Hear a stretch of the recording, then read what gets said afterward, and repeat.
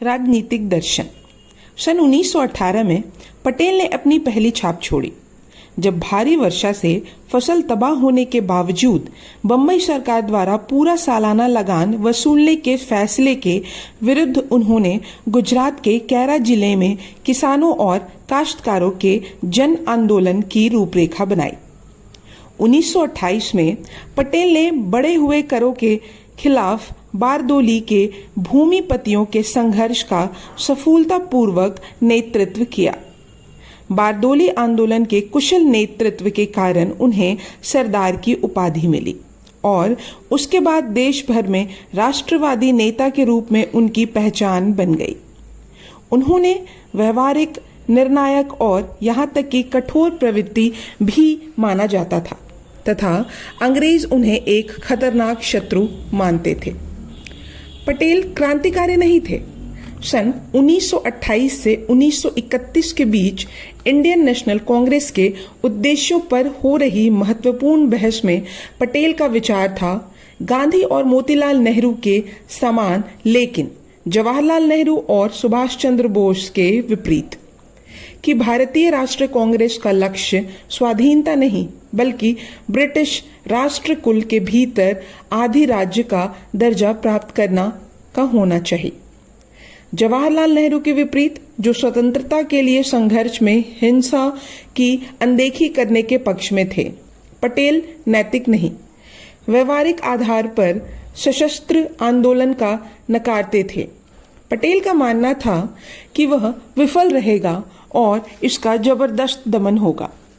गांधी की भांति पटेल भी भविष्य में ब्रिटिश राष्ट्रकुल में स्वतंत्र भारत की भागीदारी में लाभ देखते थे, बशर्ते भारत को एक बराबरी के सदस्य के रूप में शामिल किया जाए।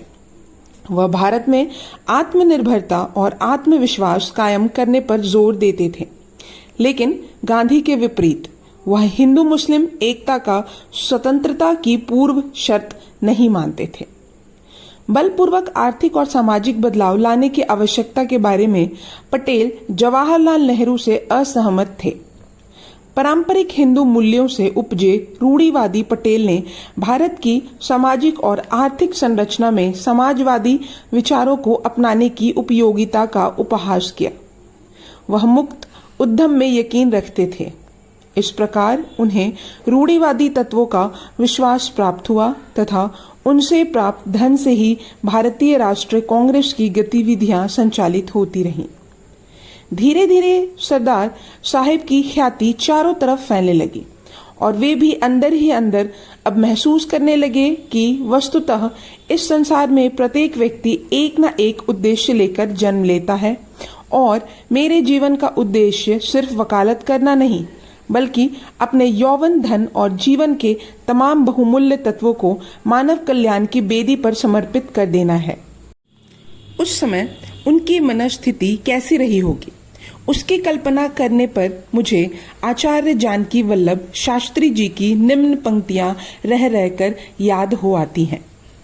मैं पीछे की ओर मुड़ूं या उड़ूं मुक्त नभ में अब आगे, उन्हें पुकारूं जो तज भागे या कि उन्हें जो आगे आगे। वर्तमान हो रखन चरण का, मैं भविष्य गिरी शिखर चढ़ रहा, अंधकार का द्वार पार कर मैं प्रकाश की ओर बढ़ रहा। यह भाग यही समाप्त होता है।